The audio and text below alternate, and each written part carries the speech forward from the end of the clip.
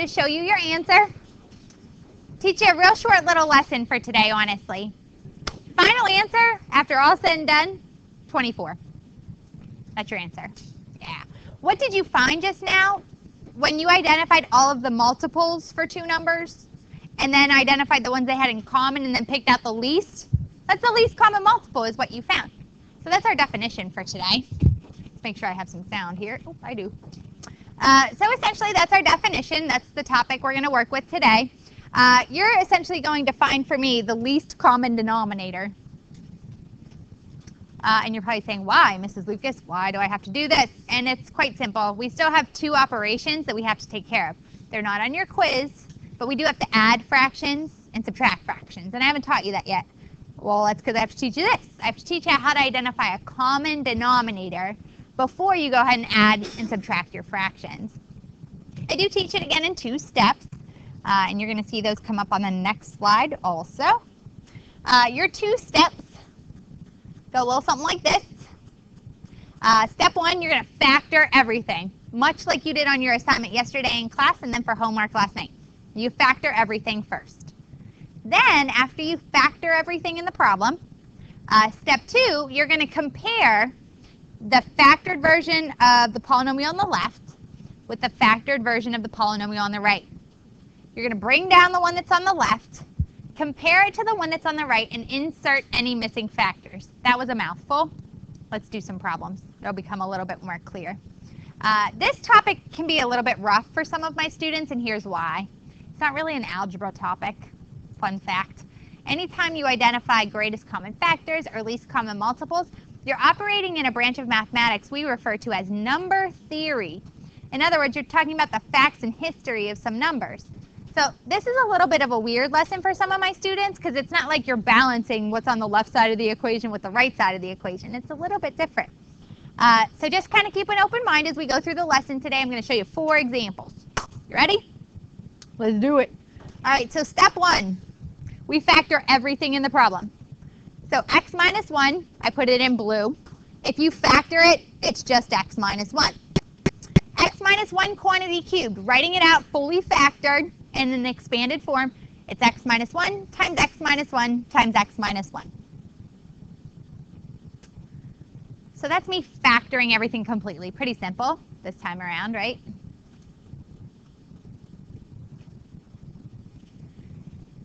Okay, now I start step 2. I bring down the thing that's on the left. If you're left-right reversed, sometimes I get to be. I'm going to bring down the thing that's in blue. Winner, winner, chicken dinner, that's going to be part of my answer. So you're going to see in the next step, I wrote down the thing that's in blue. So the thing that's on the left comes down, and then we're asked to compare it with the factors on the right. Comparing it with the factors on the right, what I notice is that I already wrote x minus 1 down once. So what's missing? Just 2 more factors of x minus 1. So I brought down the 2 that I didn't write yet. My LCD is x minus 1 times x minus 1 times x minus 1. Or we could say that that is x minus 1 quantity cubed.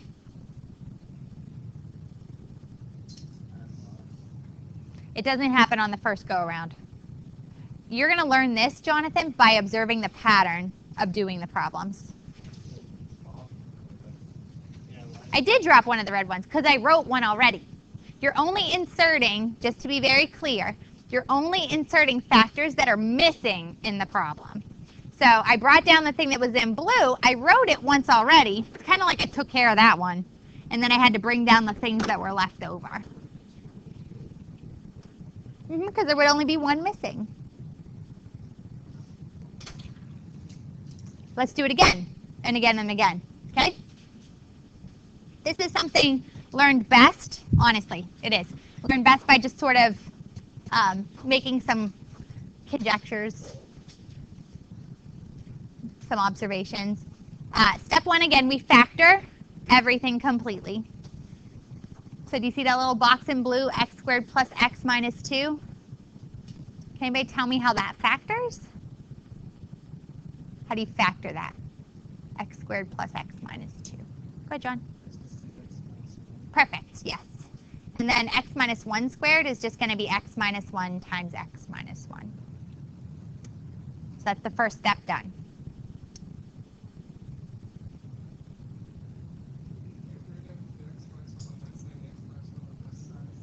It's not canceling.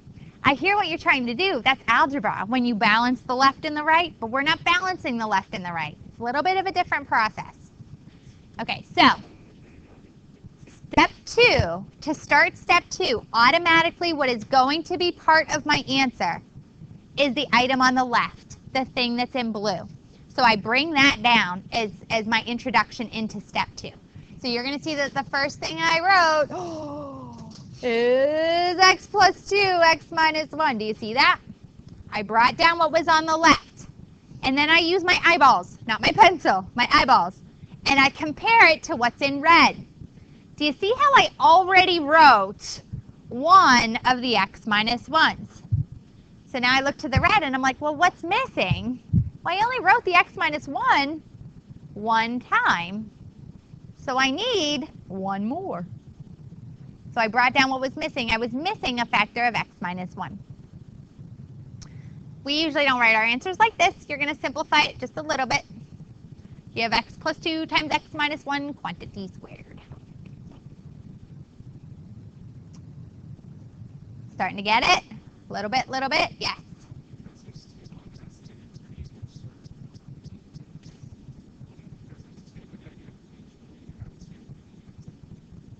Yes. I like what you're doing, kind of comparing the two examples that we just did together as a class and sort of coming up with a way to produce a least common multiple. That's really good. Okay.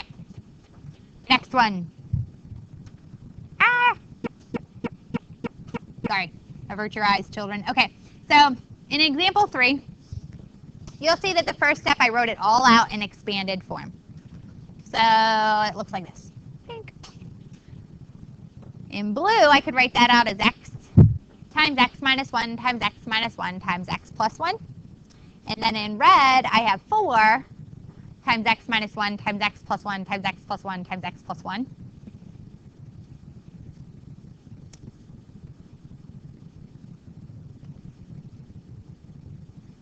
And then to kick off step 2, anybody know what's going to definitely for sure be a part of my answer? Chris. Perfect. Yeah, so automatically that's going to be part of your least common denominator. Well said, Chris. He's absolutely right. Okay, then I have to insert factors that are missing. So for instance, as I now compare what's in blue right here with what's in red up top, I notice right away I did not write a 4. Do you see that? So I have to insert that as a missing factor. So the next thing I wrote was 4. The other thing I noticed I was missing was another factor of x plus 1 and x plus 1. Because in blue I only had x plus 1 written one time.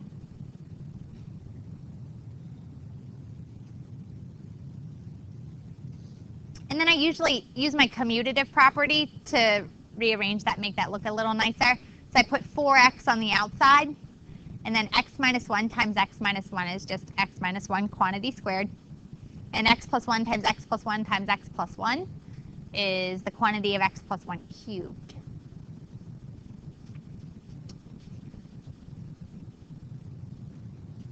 Questions about that?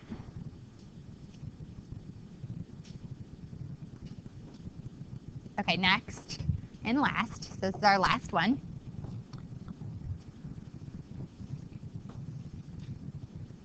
You're actually asked to find the least common multiple of x cubed and x to the 4th. So I wrote it all out long ways. X to the 3rd is x times x times x, and then x to the 4th is x times x times x times x. Automatically, what gets to be a part of my answer? The thing that's on the left. So what you're going to see I wrote first was x times x times x. So automatically part of my answer. I then look to the right and I insert any factors that might be missing. So what you see here is another factor of x. Answer is x to the 4th.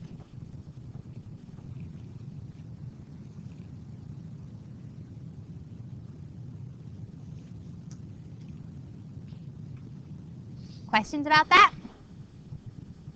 Okay, now you get to try. So I'm going to go ahead and let you try that last one on your own. The conclusion question we're going to actually use as a warm-up for tomorrow. So right now I just want you to try that last independent practice. What I'm noticing, almost blew your warm-up. What I'm noticing is that a couple of you are having a hard time with the factoring. This will help you in your quiz that you're going to get in like a second. 4x squared minus 1, that's called a difference of two squares.